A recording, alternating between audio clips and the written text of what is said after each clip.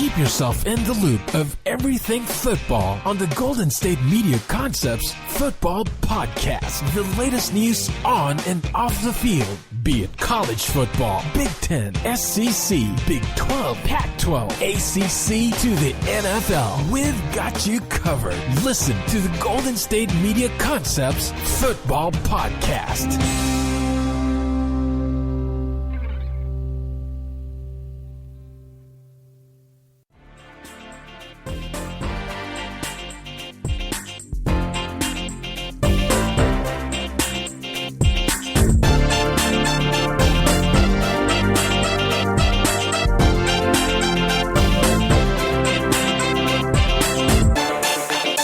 Hello and welcome, listeners. You're tuned in to the GSMC Sports Football Podcast, brought to you by the GSMC Podcast Network.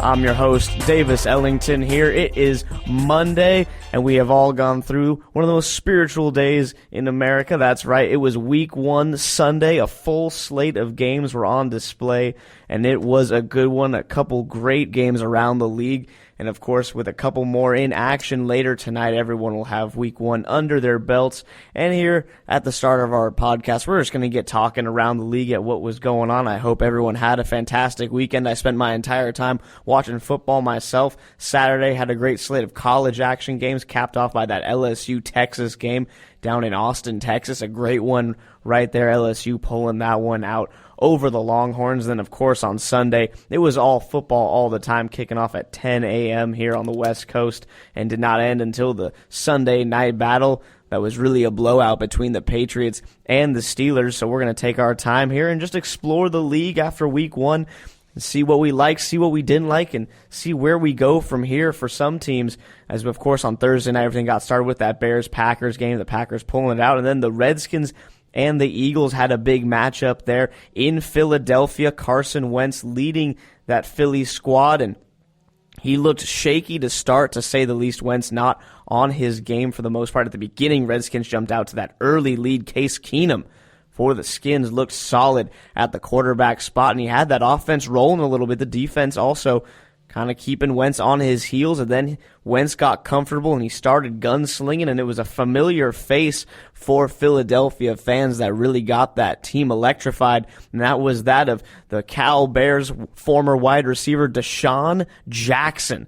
D-Jax back in his number 10 jersey for the Eagles and doing what he does best, turning and burning down the sidelines. A couple of 50-plus yard touchdowns, receptions for Deshaun Jackson got his team going, and they took off from there. They end up taking that game in a comeback victory, 32-27. Redskins kept pace for the most part, but once Deshaun Jackson got going, that really opened up the offense for Carson Wentz. He really settled in after connecting on that first bomb up the seam route to Deshaun Jackson. That opened up Ertz. Darren Sproles got heavily involved as well. Jordan Howard, Miles Sanders, all the running backs in that committee in the backfield for the Eagles doing good work, and Carson Wentz steals a victory from the jaws of defeat, a 1-0 start for the Eagles in that NFC.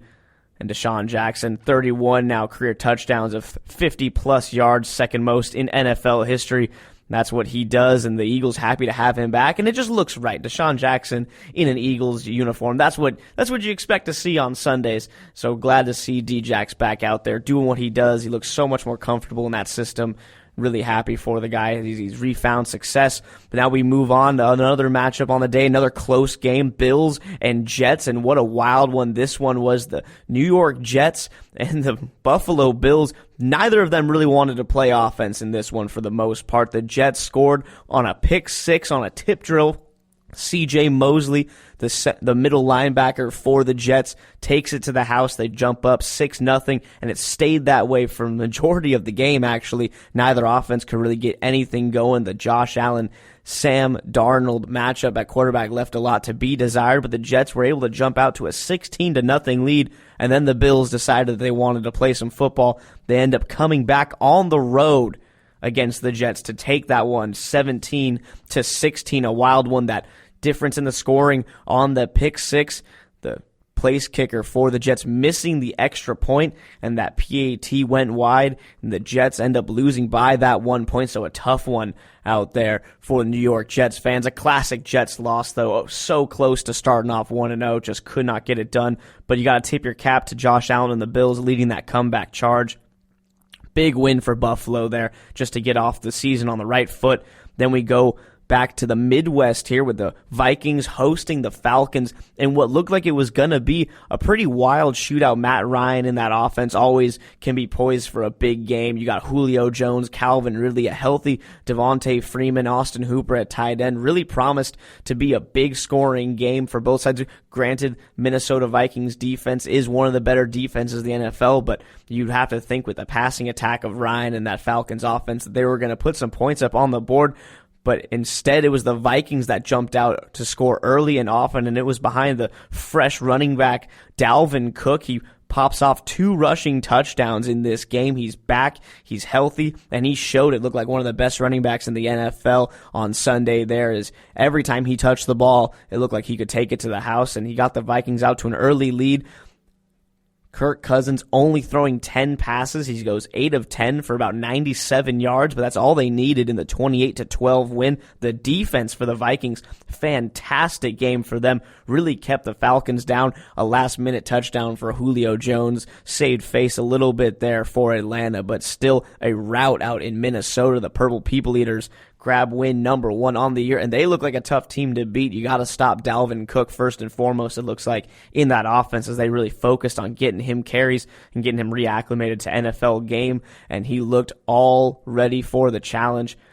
Falcons got to figure it out defensively. They looked out of sync and offensively as well, even with Julio Jones and Matt Ryan, that connection that's been there for so long, just couldn't really get on the right page in that offense, so something that they're going to need to address here before week 2 rears its ugly head for them. And now we go down to Florida in what was one of the biggest beatdowns we've seen in the NFL for some time. The Baltimore Ravens just absolutely take it to the Miami Dolphins, 59-10. Lamar Jackson was spectacular. We'll talk about him more as the show goes on in greater detail. A fantastic game for Lamar, though, to say the least. He came out 10 of 10 to start his day for the passing attempts. He puts up 59 points, 5 touchdowns for Lamar Jackson, 2 touchdowns rushing for Mark Ingram.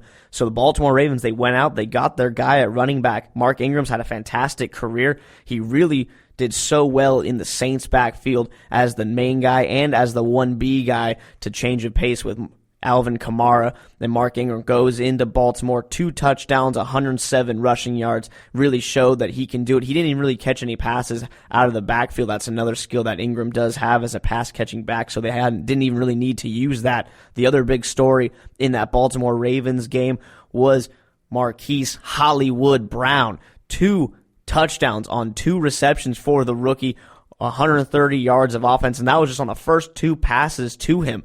Not something you see every day. A burner out there at the wide receiver spot, cousin of Antonio Brown, and he showed it right there. Huge game for Hollywood in his first action in the NFL. He announces his presence with authority, and the Ravens look like they have a big-time threat at the wide receiver position, which is exactly what they need to offset the rushing attack of Mark Ingram, coupled with the dual threat capabilities of Lamar Jackson. And like we said, we'll talk more about Lamar Jackson in greater detail here as the hour goes on, but we're going to look at what was another blowout game. The Chiefs take it to the Jaguars, and this game was close for a while until the devastating blow was the injury to Nick Foles. We talked about Nick Foles in our last show on Friday about how he's been so good in the playoffs, but really as a starting quarterback in the NFL has fallen on tough times of consistent play. He looked so good for Jacksonville in the early goings, but he gets his collarbone broken when he got hit as he threw, but he went out with a blaze of glory, a beautiful pass to the back corner of the end zone, a bomb from Nick Foles. If you haven't seen it, look it up on the highlight reels. It was a fantastic throw, a perfect pass for the touchdown, kept his team in it, but he broke his collarbone on the hit he took right as he let the ball go. That ended his day. But Gardner Minshew II, the rookie quarterback out of Washington State, he kept his team around 26 points to 40 is not too bad for Jacksonville, considering they had to keep pace with that Patrick Mahomes offense. Gardner Minshew, 14 of 17 passing, and that's exactly what you want out of your rookie getting thrown into his first NFL action. He looks solid back there. He looks like a quarterback that could really lead his own team at some point of his career, but Jacksonville is going to need him to do that a little bit earlier than anticipated. Nick Foles going to be out probably 6 to 8 weeks with a collarbone injury like that. So Gardner Minshew is going to be thrown right into the fire. The Jacksonville Jaguars defense, though, one of the premier defenses in the NFL, got exposed by this Chiefs offense. Patrick Mahomes making it look so easy. Throws for 2 yards passing in just the first half of action of that game. He ended that game with about 380-plus yards of passing on the day. A bit of an ankle injury for Mahomes, but he shook it off, didn't miss any game time for it, so nothing that he should be too worried about as the Chiefs jump out to a 1-0 start to their season. Jacksonville Jaguars 0-1, but they look solid. If they can get good quarterback play and their defense can ratchet it up, they could be a team that can make a run in their respective division. One of the more surprising results of Sunday's action was the result of the Cleveland Browns playing host to the Tennessee Titans, and it always happens, it seems like, in the NFL. Teams get hyped up preseason. We saw this when Michael Vick and the Eagles formed a quote-unquote super team out in Philadelphia. They got to the playoffs, but nothing more. We've seen it a couple other times in the NFL when big free agent acquisitions happen, and maybe a couple, especially in one offseason for a particular team, and then the hype really starts to build in this age of social media. Doesn't help tamper that hype at all. And this time it was the Cleveland Browns getting all the talk. They had Baker Mayfield, Jarvis Landry, Odell Beckham Jr., Nick Chubb was getting hyped up as the next great running back. And what we saw from the Cleveland Browns was disarray on the offensive side of the ball and an absolute collapse on the defensive side of the football. All this talent on Cleveland, you can't argue with that. They have one of the most talented rosters player to player in the NFL, but schematically just left a lot to be desired, and the Tennessee Titans took advantage of that. Marcus Mariota led his Titans offense. Derrick Henry, fantastic day, 2 rushing touchdowns for the big former Alabama running back, as he's looking to have a fantastic season out there in Tennessee, and he got started off on the right foot, but the Browns have some issues to address. Baker Mayfield led his team down and scored a touchdown on their opening drive to get the season underway, but it was really all downhill from there as the Browns just could not get anything going.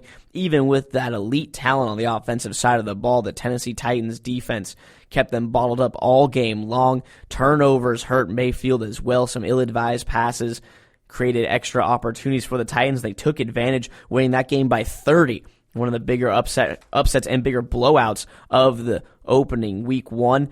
Browns have not won a week 1 game since 2004. And since the turn of the century, they've only won 1 game on week 1. They've lost 18 and tied 1 as well. As we're going to take another look here at one of the closer games in the NFL, the Rams and the Panthers. This one, if you were watching it, was a good one. It was back and forth all game long. Christian McCaffrey and his excellence on display for a Panthers team. They have Cam Newton still nursing that ankle injury a little bit, but Christian McCaffrey took over in that game to keep his team close. Jared Goff and the Rams sputtered a little bit out of the gate, but got it together. Todd Gurley rushed for 97 yards, and though Sean McVay said that he wasn't going to have a snap count or a pitch count, he was going to be in as much as they could get him in there. He only had 9 rushes at one point deep into the fourth quarter. He ends the day with just 97 yards, wasn't really a factor in the passing game. So Todd Gurley, we're not exactly sure what is up with Todd Gurley, but he clearly is not the Todd Gurley we remember, at least by this week 1 performance. His usage just not the same. Malcolm Brown, 2 touchdowns rushing for the Rams. That kind of shows it right there. They went away from Gurley on goal line plays. And just times you expected to see number 30 in there, he was absent from the game. The Rams did take it 30-27. They leaned on that defense a little bit just to hold off the Panthers in that fourth quarter. Christian McCaffrey, like we said, did all he could, but just not enough as the Panthers fall short by 3 in their opening contest at home. Rams, a big win on the road there to get started to 1-0 record. Panthers going to look to rebound. But one thing we do know about that Panther squad, McCaffrey is looking to have a huge season. He's a guy that rushing the ball, fantastic. He can catch the ball in space. He's running routes like a wide receiver. The man is all over the field. You're just waiting for him to touch the ball. It was impressive to watch from the former Stanford running back, and going to be a fun season as long as McCaffrey stays healthy. We could really see something special from number 22 as the season goes on. Rams going to look to improve that passing attack. Goff and his wide receivers, especially Brandon Cooks, just a little out of sync. Goff at times missing guys like Cooper Kupp that had those intermediate routes. They were open. Goff made some ill-advised throws, but they still come out with the 30-27 win. Do the Rams. We're going to keep looking around the NFL, reviewing Week 1 action here on the GSMC Football Podcast, but we'll take a short break and we will return. We're going to look at another close game, the Bengals and Seahawks that came down to the wire out in Seattle. We'll be right back with more analysis here on the GSMC Football Podcast.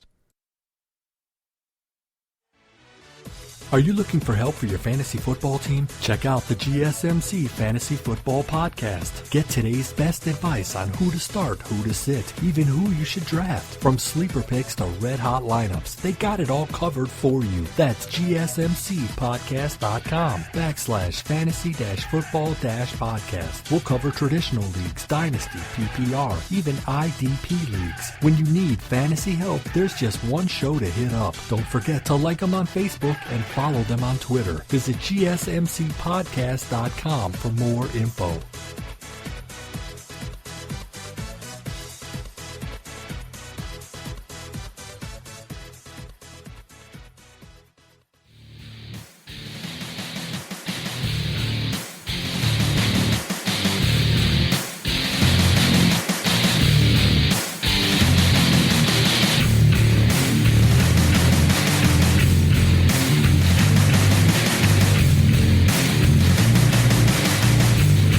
Welcome back, football fans, to the GSMC Sports Football Podcast.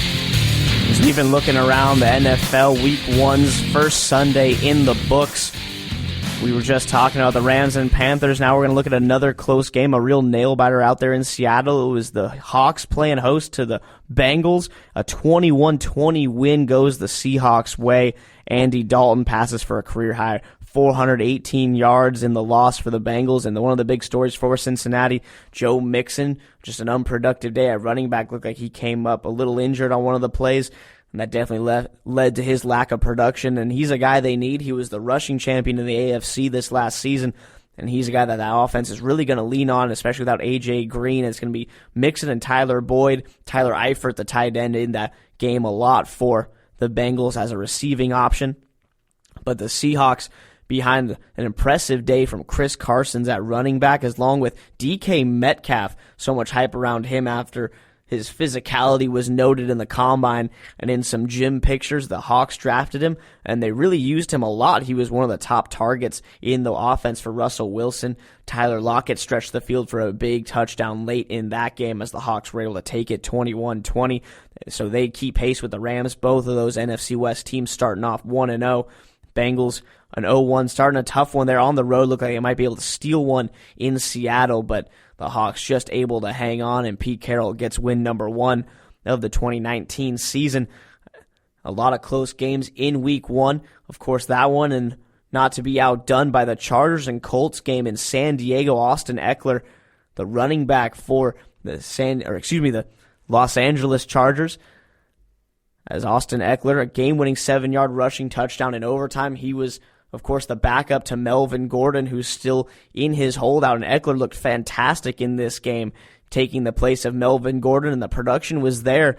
Eckler, a fantastic game, one of the lead options in that offense for the LA Chargers, as Phillip Rivers did what he normally does, just picked apart the Colts defense for 30 points. 24-24 as they went into overtime. The Chargers got the ball to begin it, and the Colts never saw it as the Chargers went right down the field, scored that game-winning touchdown. Jacoby Brissett looked very solid as the new lead man under center for the Indianapolis Colts. Marlon Mack, a fantastic game rushing. popped off 145 yards like it was nothing with a touchdown, as I was still with time left to go in that game. And Jacoby Brissett, it was interesting, you thought with Marlon Mack, it was going to be so tough for him to rush with Andrew Luck gone. You'd think that the boxes were going to be stacked. Everyone knows that Marlon Mack had a really nice season last year, especially the back half of that 2018 season. You would think that all the linebackers, all the defensive backs would be keyed in on trying to stop the Colts running game and make Jacoby Brissett beat him with his arm, but he showed that he had the capability to do that. He and T.Y. Hilton hooked up multiple times in that game for some big yardage plays. Eric Ebron at tight end was a really nice option for Brissett as well, so that opened it up for Marlon Mack, and he gashed that defense. So look for the Colts to maybe be a little bit of a surprise offensively here as the 2019 season goes on. That's a tough 0-1 start for them, a big 1-0 start for the Chargers, but the Colts, even without Andrew Luck, still looking dangerous on the offensive side of the ball.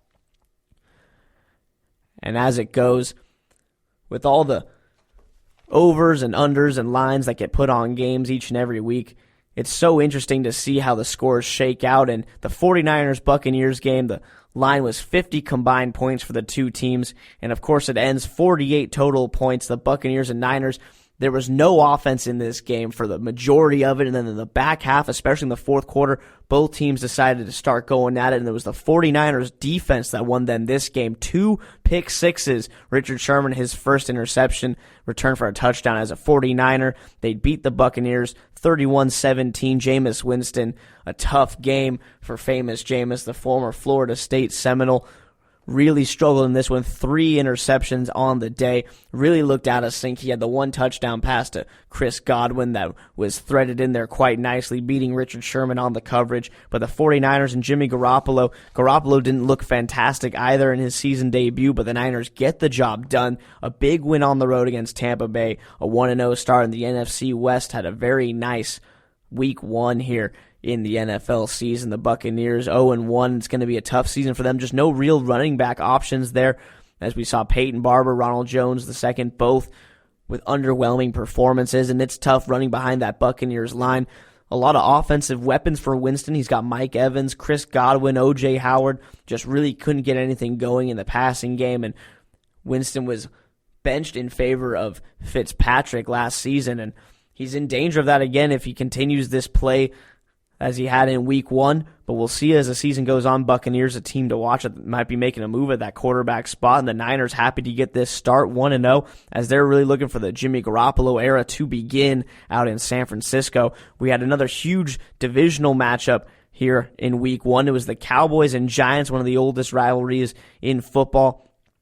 And this one, not as close as the Giants were hoping. A blowout in favor of the Cowboys, 35-17, but even though the score makes it look a little closer than it really was on the field, Cowboys dominant in this one. That Dallas offense looked fantastic. Dak Prescott, fantastic day, 4 passing touchdowns, ties a career high. Ezekiel Elliott didn't look like he missed a beat out there. He had a solid game. Amari Cooper, the new number 1 option after being traded to Dallas from the Oakland Raiders last season, had a nice game as well. Michael Gallup opposing him as the number 2 wide receiver in that offense for Dallas.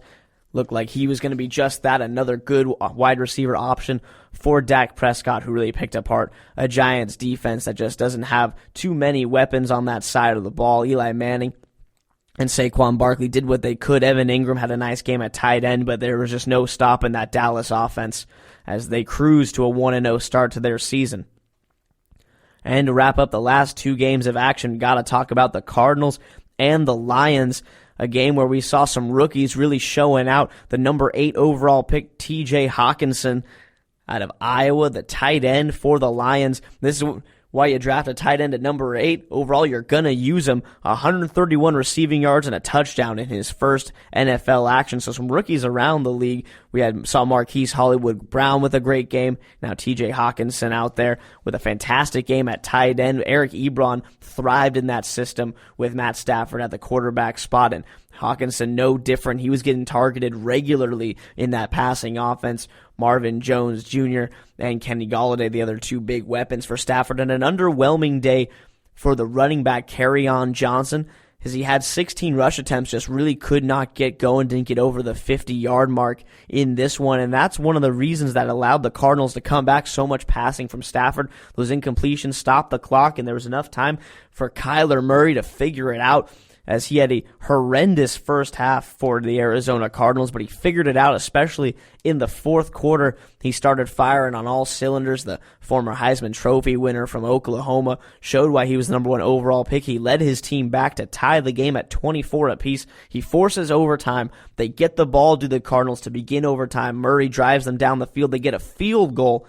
And then the Lions and Stafford, in response, Matt Prater bangs through a field goal of their own. The game ends in a 27-27 tie, but an impressive showing for Kyler Murray. He really rebounded nicely. It just looked like the Lions were going to cruise to this win, but Murray pulled his team back and at least was able to force a tie to begin the season for the Cardinals, and you'll take it. If you watch the majority of that game, it really looked like the Lions were just going to cruise, but without an effective running game, they just really couldn't establish a lot of control, a lot of possession as the game got into the later stages, and that allowed the Cardinals, and with Larry Fitzgerald at the wide receiver spot, sometimes it looked like Kyler Murray just had to throw it up there and let the big man go get it. With 16 years in the NFL, Larry Fitzgerald still doesn't look like he's missing a beat out there. Some huge catches for him, not only the touchdown to force overtime, as well as he makes the big grab to get them into field goal range, a bomb from Kyler Murray that he hauled in down the left-hand sideline, able to push that 27-27 tie. An impressive start for the Cardinals, and an impressive start for the Lions. Matt Stafford throws for about 330 yards of offense out there for Detroit, and they look pretty good. If they can establish Kerryon Johnson, that offense really could have some very viable weapons. And then we're going to look to the Sunday night football game, and this was a massacring by the Patriots. They showed why they're the defending champs, and they showed why they're going for another Super Bowl ring this season. They get the Steelers in Foxborough. Ben Roethlisberger has had zero success in his career going into Foxborough. 5-0 is Tom Brady in that matchup, regular and postseason games, and this one was no different. Make it 6-0 for TB12, a 33-3 just beating by the Patriots as they looked unstoppable on offense. So many weapons. Sony Michel only rushes for 14 yards. He was really a non-factor, as that was the one piece of the offense that the Steelers defense could control. TJ Watt and those linebackers, Devin Bush, the rookie, just drafted in the top 10 by the Steelers this season. They were able to stop Sony Michel cold in this game, but James White catching passes out of the backfield, Julian Edelman, Josh Gordon, the Flash himself looked fantastic in this one. Some big grabs for him. And you just saw Tom Brady surgical-like as ever, just picking apart that secondary for the Steelers, really just exposing that defense for 33 points. Gostkowski with some good field goal kicks as well. The Steelers, just 3 points. It looked like it was going to be a coming-out party, potentially for Juju Smith-Schuster, but with such a tough matchup, Stephon Gilmore, the lead cornerback for the Patriots, and one of, if not the best cornerback in the NFL, pretty much locked Juju Smith-Schuster down. He did have 6 receptions in the game on about 8 targets, but just really couldn't get any big plays going. Big Ben, he led the league in passing with 5,100 passing yards last season. Just did not look right here in game one. You try to attribute it just to the fact that the Patriots and that defense was just too good in that game. They had so much time to prepare, and because of that preparation, they were able to shut down the Steelers entirely. So you're hoping that Big Ben can figure it out, and the Steelers in week 2 and a cupcake matchup against Miami will be able to get back on the right foot. But in this one, Big Ben did not look great. Number 7 for the Steelers, Old Reliable, had a tough game out there, and they're going to need to really figure something out in the offensive meeting room prior to their week 2 matchups here in the NFL, as they just got exposed. The Patriots, though, a 1-0 start, a dominant 1-0 start. Tom Brady, first quarterback with 300-plus passing yards in a game at the ripe age of 42-plus, as Tom Brady now will get another weapon in Antonio Brown. We'll talk more about that as well as the show goes on here on the GSMC Football Podcast. We're going to look at the games coming up here. However, Monday night, Texans going into the Superdome to play the Saints. It's going to be a nice quarterback matchup out there in New Orleans. It's going to be Deshaun Watson against Drew Brees. Could be a high-scoring affair. I would look for the Saints to take this one, though. It's home opener. It's week 1 in the Superdome, and it's Drew Brees, it's Michael Thomas, it's Alvin Kamara. That's going to be a potent offense once again this season. The Texans defense, no slouch themselves, probably one of the better defenses in the NFL. Of course, when you have J.J. Watt, you always have a chance, but there's just really very little hope to keep this Saints offense contained. Sean Payton and Drew Brees going to draw up a fantastic game plan, I'm sure. Look for the Saints to impose their will offensively. The Texans, I'm sure with Deshaun Watson looking to do some damage of their own. They got new running back Duke Johnson in the backfield, and of course they have Nuke out there on the wideout spot. DeAndre Hopkins looking to have a big week one. Could be a shootout. Saints defense, though, however, has looked solid last season. They were one of the better defenses in the NFL. They have a nice secondary, real lockdown corner in Marcus Lattimore. Look for the Saints to be able to pull this one out, but it should be a high-scoring affair. I expect the Saints to score probably around 40 points, as is usual for them on opening nights. You get to see the Texans go for about maybe 27, respectively. And then we're going to look to the Oakland Alameda County Coliseum for what could be, or should be at least, the last season in Oakland for the Oakland Raiders. They're playing host to the Denver Broncos, and this is going to be an interesting matchup. No Antonio Brown, as he is gone, so Raiders' new number one wide receiver is going to be Tyrell Williams. Look for Darren Waller at the tight end spot to have an increased role, especially with AB gone. Hunter Renfrow, the Clemson wide receiver in so many big games for the Tigers, going to try to make a big pro debut as well. We've already seen a couple rookies do it. Can he do it as well? Josh Jacobs, another rookie on the offensive side of the ball for the Raiders, needs to have a big game if the Raiders want to take this one. It should be an interesting running back matchup. Josh Jacobs for the Raiders. Phillip Lindsay trying to follow his all-pro season with a good start in week one for the Broncos. He should be fed early and often in this one. Joe Flacco at the quarterback spot, learning a new Broncos offense, could be leaning on his running back in that backfield to really push them through.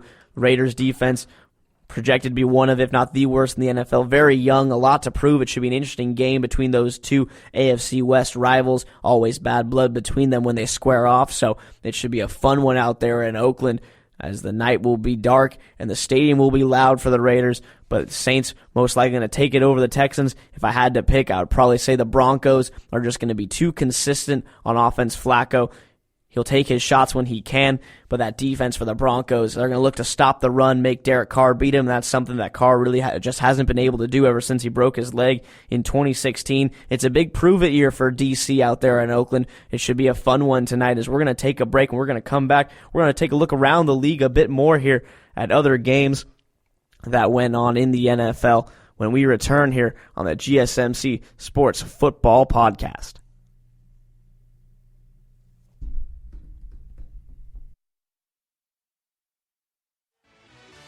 Check out the show that's built on the MMA. From the UFC to extreme cage fighting, they got the fights covered. Check out the GSMC MMA podcast. Get the latest news on past or upcoming fights. Join us as we talk to and about some of the biggest names in the MMA, past, present, and future. When it's the fight game, there's just one show to check out. GSMCpodcast.com/MMA-podcast. Don't forget to like them on Facebook and follow them on Twitter. Visit GSMCpodcast.com for more info.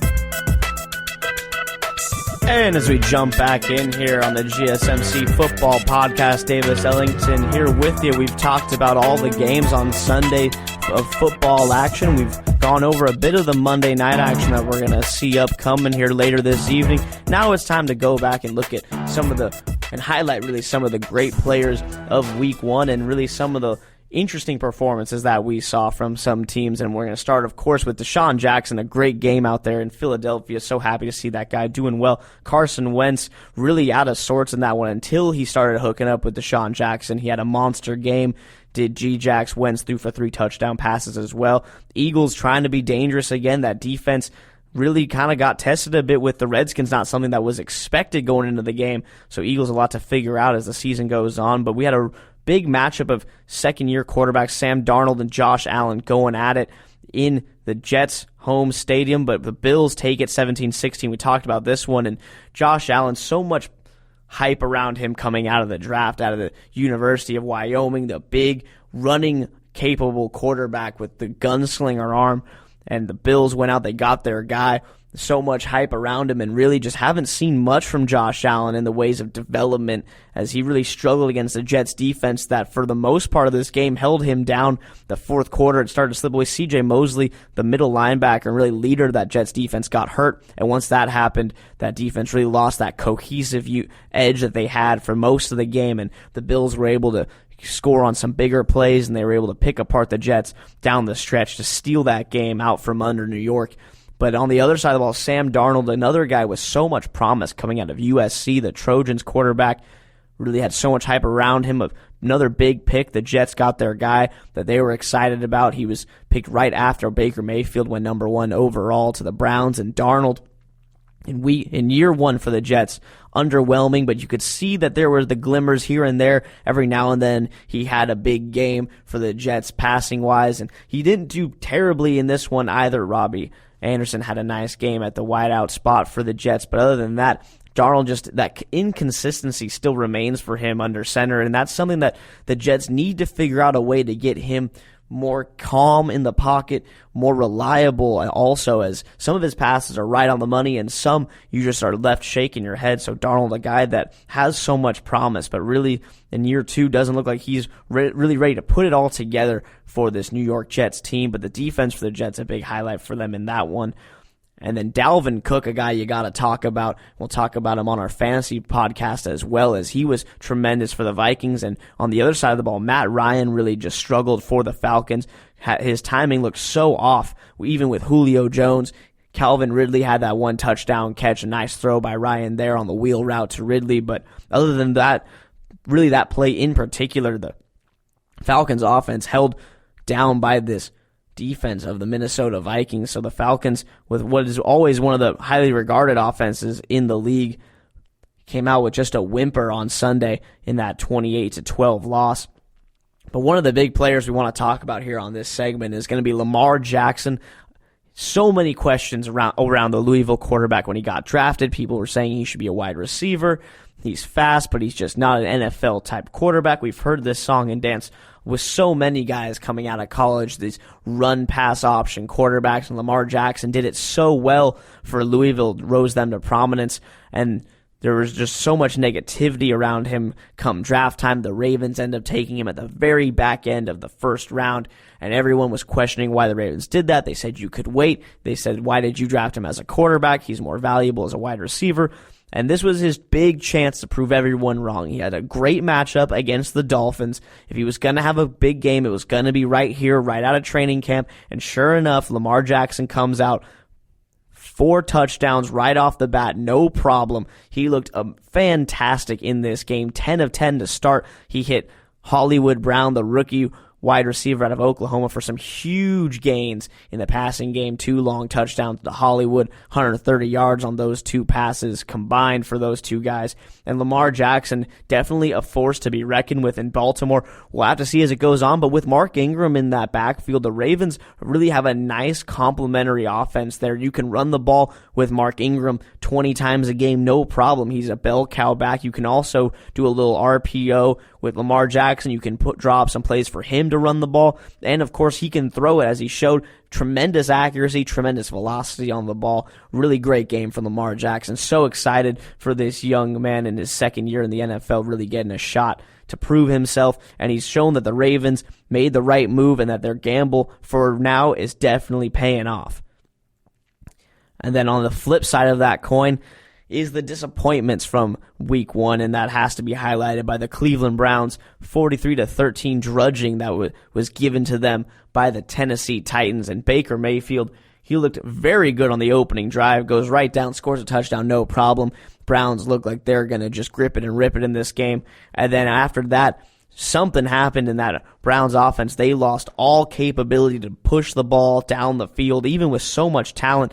Nick Chubb really got bottled up in this game. No running game for the Georgia running back as he really struggled in this one, and that really kind of fueled the fire on the offensive side of the ball for the Browns as they just crumbled underneath that. Baker Mayfield forced to drop back and pass, made some ill-advised throws trying to thread it through coverage, and because of that, he just really couldn't get anything going.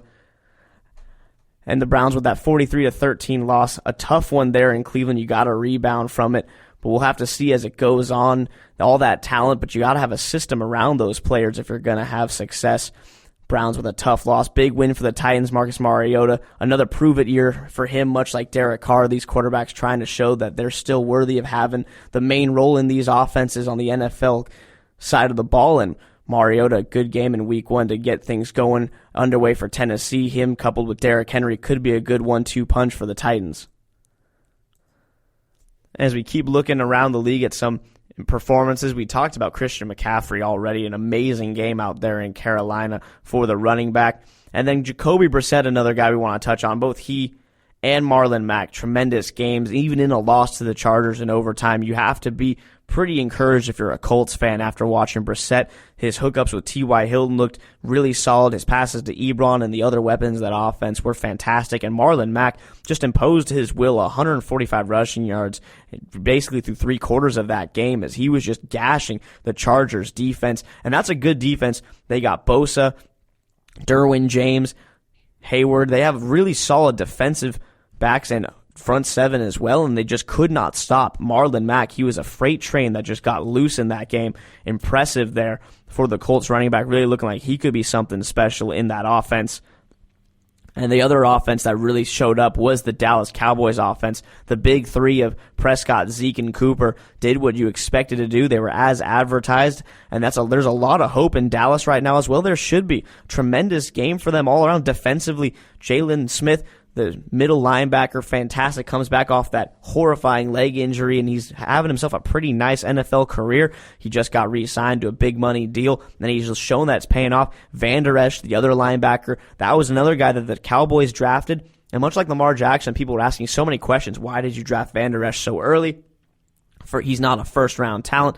This isn't where you're supposed to go. You guys reached for him, and the Cowboys just proved the haters wrong, and Van Der Esch has been fantastic for them in that linebacker spot. He and Smith really a force to be reckoned with in the middle of that defense for this Cowboys team, and that defense built around that good linebacking core are just flying all over the field. They're young, they're aggressive, they're hungry, and they're getting the ball back to Prescott in good field position. They're managing the clock well. Cowboys could be poised for what could be a pretty good season. Look for them to make a playoff push as it goes on. As long as they can keep everyone healthy and look like they did in week 1, they're going to be a tough team to beat in that NFC.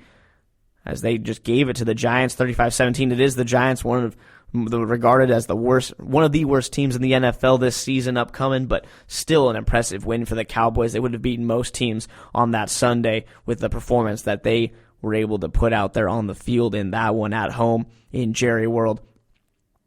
And another impressive performance to talk about, Kyler Murray, of course, touched on him a little bit. Really tough start to the game for him. The Pro Football defense of the Detroit Lions welcomed him with some sacks. They were making him move, making him run, and you could see he wasn't really aggressive in his running. He wanted to sit back. He wanted to throw the ball. He knew that the Cliff Kingsbury offense was built around him being able to be a passer. He had David Johnson as a safety blanket in the running back spot, and of course Larry Fitzgerald, always such a dependable target in the passing game. And Murray, he used his legs a little bit when he had to, but he wasn't overly reliant on them, and that's always good to see from a run-pass option quarterback like Kyler Murray. He trusts his arm strength. He's got plenty of it, and a really nice job by Kyler. He gets his team back, ties the game, forces overtime, that game ending in a tie. And really just an impressive performance from both sides. Lions look good in that tie, too, and these teams deserve to tie this game, I would say. The Lions, for the majority of the game, were the more impressive team, but they couldn't put the game away with clock management, with the ability to run the ball. That's something they got to work on. They have to continue to bolster and better that offensive line for Kerryon Johnson, a very capable running back that really just could not find any gaps in the Cardinals' front seven here in this one. Cardinals and Lions with that draw to begin the season. And we could talk about the Patriots, we could talk about the Steelers, but we talked about it already, and there's really nothing more to say. It was just a beating by the Patriots. They came out, Belichick and Brady did what they do. They show how good they are. One of the big highlight performances is actually Tom Brady himself. You would have thought that they'd probably rely on Sony Michel a little bit more to run the ball. He got 14 rushing yards. He had plenty of attempts, just really couldn't get through. And you could see that the offense of the Patriots adjusted on the fly. They said, okay, we can't run the ball right now. Michel's getting bottled up. We're going to keep going to him to keep pounding and keep establishing the running game, but Brady's going to do what Brady's going to do. And he was hitting all of his receivers. It didn't care who you were. As long as you were wearing a Patriots jersey, you were getting looked at. Phillip Dorsett catches a touchdown pass. Flash Gordon catches a touchdown pass. Julian Edelman does what Julian Edelman does. Those slant routes, he's taking hits, but he's making plays. James White was featured out of the backfield in the passing offense as well. And just an impressive all-around win by the Patriots. That defense, fantastic, shuts down Ben Roethlisberger, Smith-Schuster, and James Conner for the Steelers. As Pittsburgh really just They just looked outmatched in this one, and it shows on the scoreboard. It shows on the box score. Patriots and Tom Brady, even though he's well over the age of 40, not showing any signs of slowing down. Patriots really going to try to make another run at the postseason, another run at the Super Bowl, and when they add AB, definitely within the cards. They're even trying to get Gronkowski to come back and give Brady another weapon like he needs it. That's really a wrap-up of some individual performances around the league here on the Football Podcast. We'll take a short break, and we'll come back and touch on some more of the news pieces surrounding the NFL as we really just gather all our information from Week 1 and get ready for Week 2 of the NFL here on the GSMC Sports Football Podcast. Check out the show built around the women of MMA. From the UFC to the extreme cage fighting, we got the fights covered. Listen. It's the Golden State Media Concepts Women's MMA Podcast. The latest news of upcoming fights, discussions of previous matches. Join us as we talk to and about the biggest names in women's mixed martial arts, past, present, and future. When it's the women's fight game, you know where to listen to. The Golden State Media Concepts Women's MMA Podcast.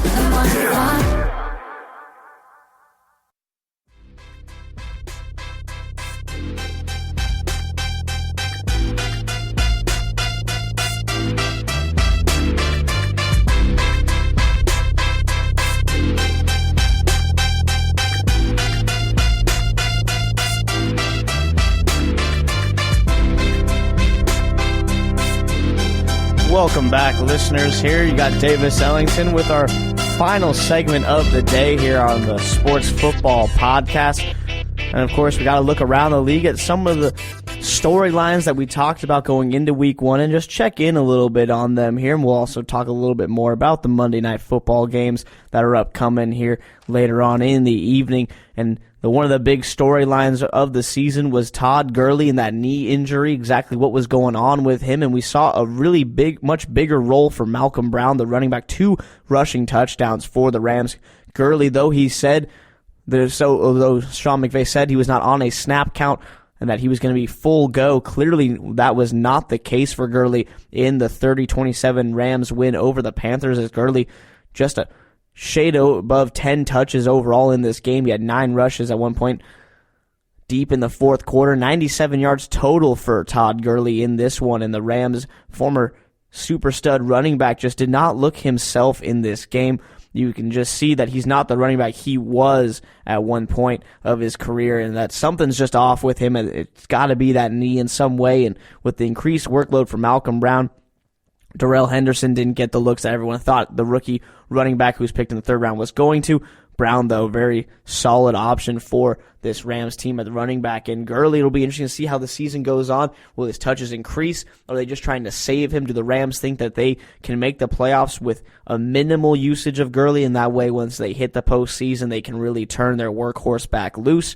That's a possibility. Sean McVay, however, in Week 1 did not really give Gurley the attention that you would think, and they end up still winning this game by 3 in a very close matchup with a good Panthers team. matchup of a couple great running backs between Gurley and McCaffrey. McCaffrey, statistically, to get in the better end of that deal, even though his team winds up on the losing side of the football contest. So Gurley are going to be a story to watch in LA because that offense really just does not work as well without Todd Gurley. They managed 30 points, but if Gurley can't be one of the main pieces, that really takes an explosive element away from McVay's offense. It relies a lot more on Jared Goff being one of the better quarterbacks in the NFL and really being able to run that offense. And at times we saw Goff just really out of sync with his wide receivers. It is just week 1, but it's going to be something to think about for the Rams as the season goes on. A couple other teams getting some wins in the NFC West as well, so they look like they might have a tough road ahead in that division as the season continues.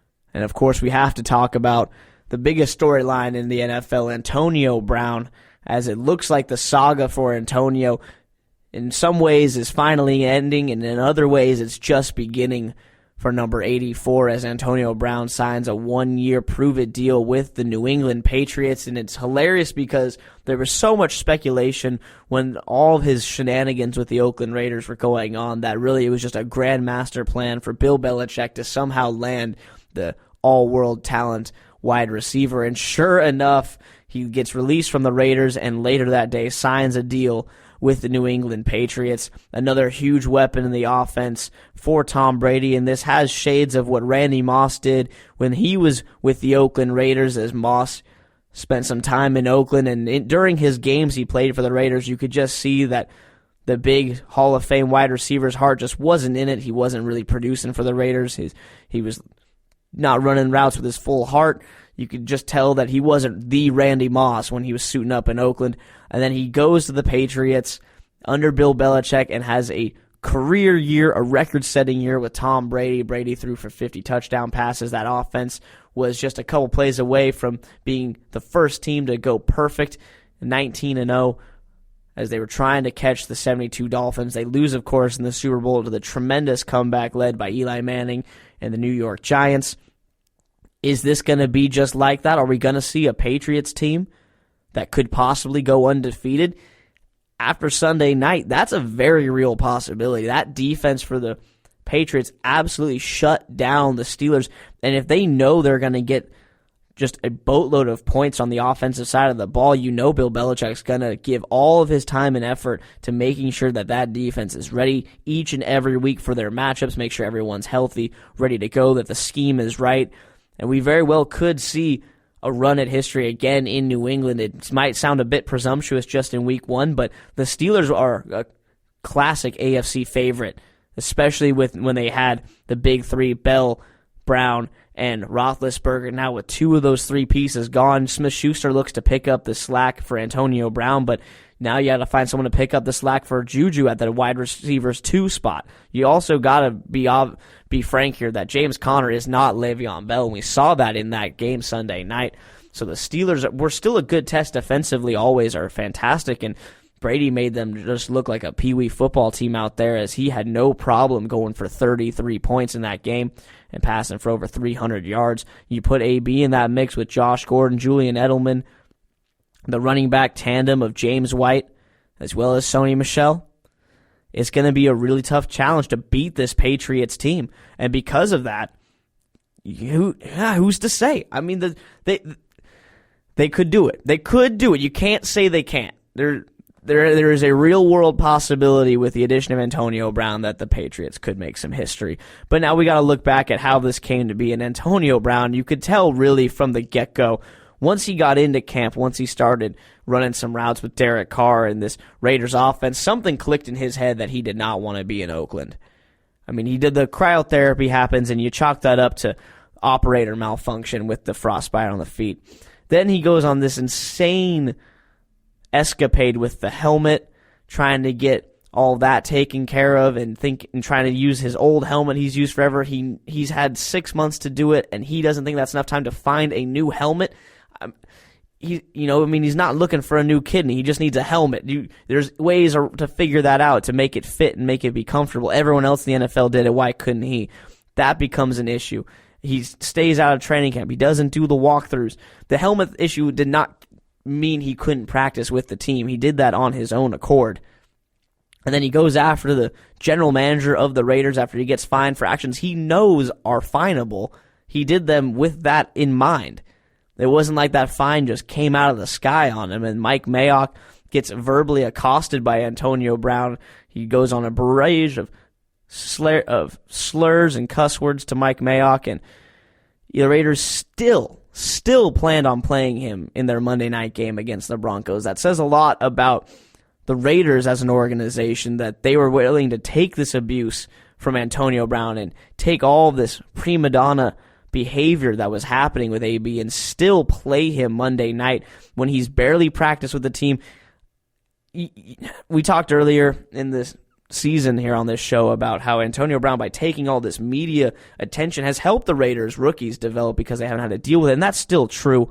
And a lot of the Raiders rookies have talked about it themselves, and the second-year players have said by having Antonio Brown, it's been nice that they haven't had to deal with the media coverage and hard knocks, and that was really a lot more centered around Antonio Brown.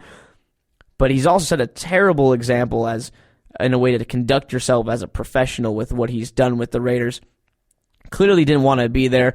He showed the reaction video when he finally gets released from the Raiders, and all of that finally goes down. And I think the Raiders are better off for it. If you're going to establish a new culture in Oakland, you can't have this going on in your locker room, on your sideline.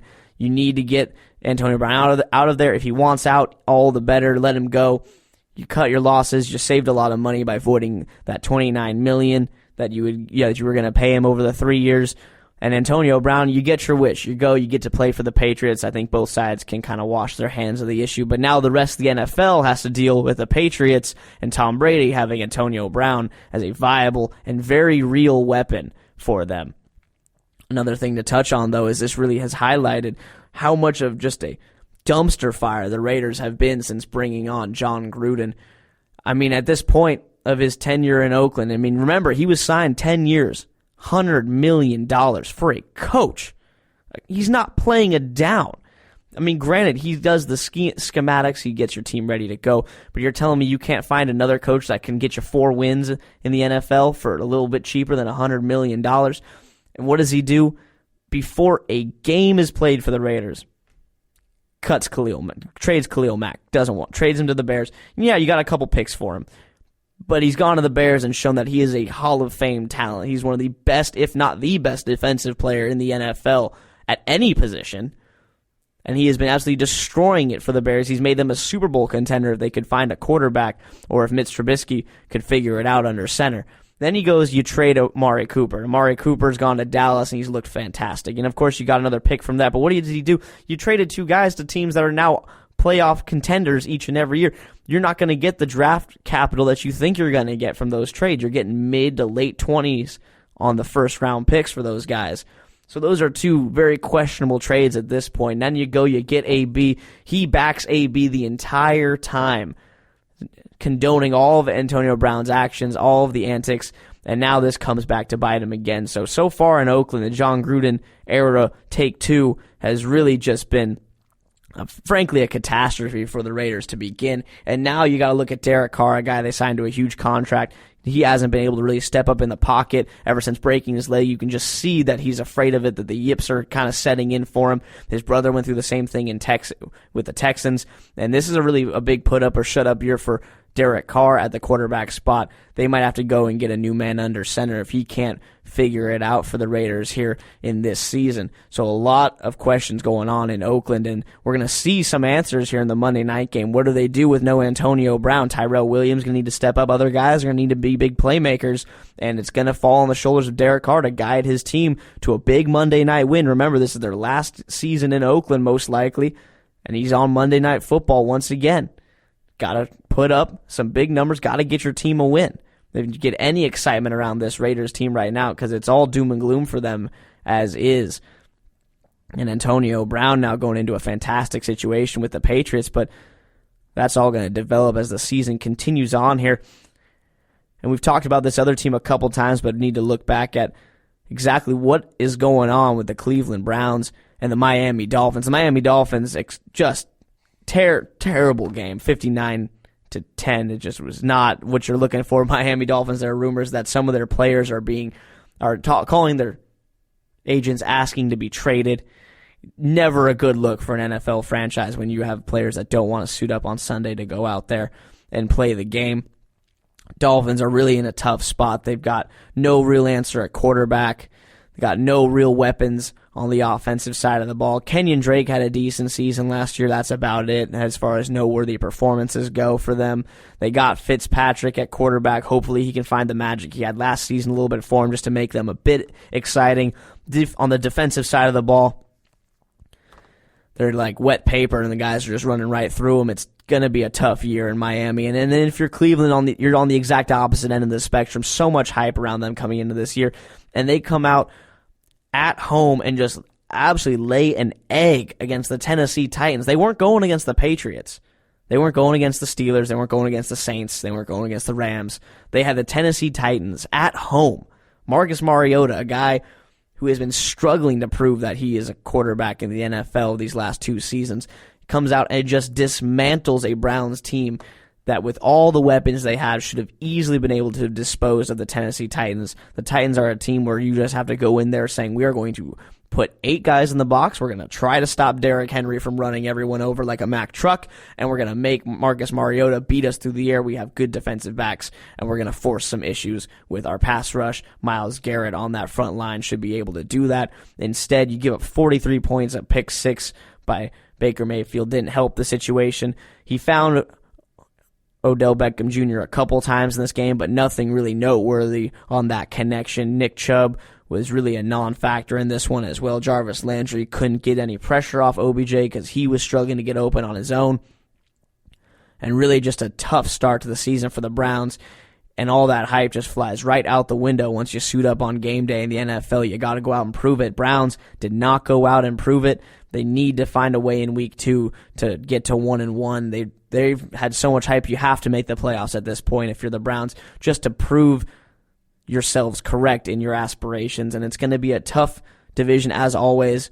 The Ravens look fantastic with Lamar Jackson. Steelers, I'm sure, will figure it out after that little wake-up call by the Patriots. So it's going to be an interesting season in Cleveland. Could be a disappointing one for them, though, if they don't get their schemes figured out here in the early going. And then the last thing we want to touch on tonight is some things to watch for in the Monday night game, Saints and Texans. There could very well be 500 to 600 yards of passing in this game. Deshaun Watson, Drew Brees are going to go at it. And you got Alvin Kamara going to be solid, and he's going to be on display at the running back spot. Look for him to make some nice catches out of the backfield. Michael Thomas needs to be a weapon. He's going up against DeAndre Hopkins. 2 of the best, if not the 2 best wide receivers in the NFL are going to be squaring off between those 2 guys. And a couple defenses with a lot to prove, both of them kind of getting written off this season. Houston defense, once they traded Jadeveon Clowney, really got the short end of the stick when it came to the hype around their defense. J.J. Watt, though, still there. If he stays healthy, that team's always got a shot. And on the Saints side of the football, their defense has been good at times. Last season, they were solid in the year before that. So you're looking for the Saints to take another leap in the right direction defensively. And this would be a big game if they can contain Deshaun Watson in this game. And then you look to the Monday night game, Raiders and Broncos. 2 teams that are really just, they're not exactly going to be in contention for the playoffs, most likely this season. Raiders, though, need to get a big win on Monday Night Football. We talked about it. On the Broncos side, you have Joe Flacco at quarterback now. You need to find a way to really make him involved in the passing game. You got Phillip Lindsay as the running back there, and he should have a lot going on, but it's going to be tough for this Broncos team. But their good thing is they got that defense, and you have that defense, you have a chance against this Raiders team. And another big storyline is going to be this Raiders defense. Can they figure out a way to stop Flacco and this Broncos offense? This is a good test for them early on in the season. You're at home, favorable matchup. You get to be at home on Monday Night Football. The lights will be bright. And you get a Broncos offense that's not what it was back when Manning had all those weapons with Demaryius Thomas and Julian Thomas at the tight end spot. Instead, you get a Flacco-led Broncos offense. You got to stop Phillip Lindsay. You got all these young pass rushers, all these young linebackers built that have come in to stop the run and do just that. So this will be a good game for them to really try to show if they can do that. Broncos are trying to prove that they're still a threat in the AFC West and a team that you need to be prepared for. They're going to look to go out there and kind of kick the Raiders in the teeth a little bit offensively. Flacco's got that big arm. He could try to take the top off the defense. Jonathan Abrams at the safety spot, the rookie out of A&M, is going to get tested early and often, I'm sure, by this Broncos passing attack. So look for these good matchups here on the Monday Night Football games, as we got 2 more games before Week 1 is officially in the books. And that'll do it for us here today on the GSMC Sports Football Podcast. I'm Davis Ellington. We'll see you next time on Wednesday as we'll get ready in the midweek for what will be Week 2 of the NFL season here in 2019. So have yourselves a fantastic Monday. Have some fun watching the games, and we'll see you next time here on the GSMC Sports Football Podcast. You've been listening to the Golden State Media Concepts Football Podcast, part of the Golden State Media Concepts Podcast Network. You can find this show and others like it at www.gsmcpodcast.com. Download our podcast on iTunes, Stitcher, SoundCloud, and Google Play. Just type in GSMC to find all the shows from the Golden State Media Concepts Podcast Network, from movies to music, from sports to entertainment, and even weird news. You can also follow us on Twitter and on Facebook. Thank you, and we hope you have enjoyed today's program.